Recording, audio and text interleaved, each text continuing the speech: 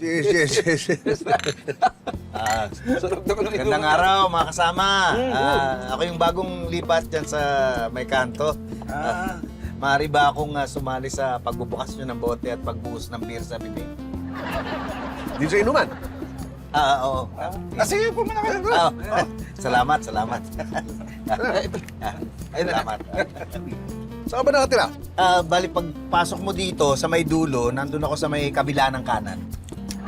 Kabila ng kanan, so ibig sabihin kaliwa. Tama.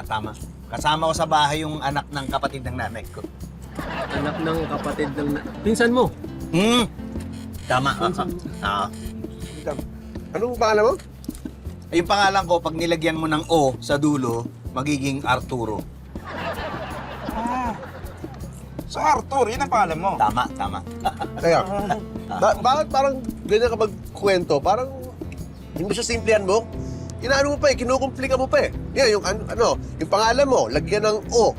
Hindi, diretsuhin mo na lang. Arthur, diretsuhin mo na lang. Oo nga, imbis na diretso yung may nalalaman ka pang kabila ng kanan, pwede mo sabihin kaliwa. Tapos sasabihin mo pa na kapatid ng anak ng nanay mo, pwede mo sabihin pinsan mo yun Oo. Papasensya na kayo, ganun yung nakagawian ko. Hindi, okay lang. Sa susunod, diretsuhin mo na lang agad. Sige. Oo. Oo, tama. Ano ba ang trabaho mo, Arthur? Ako, nagmamaneho ako ng isang sasakyan na may metro at sinisingil ko yung mga sumasakay. Taxi. Tama. Ayan ka na naman Ay, sorry. Oh, diba? Sorry. Dapat diretsuhin mo na lang. Sige. Sorry. Kasi, Excuse me? Sino dito si Elmer Santos? Ay, ako po. Bakit po? Kamag-anak niyo ba si Marcela Santos? Ay, opo, lola ko po yun. Bakit po? Kanina kasi may nakakita sa kanya na tumatawid siya ng kalsada.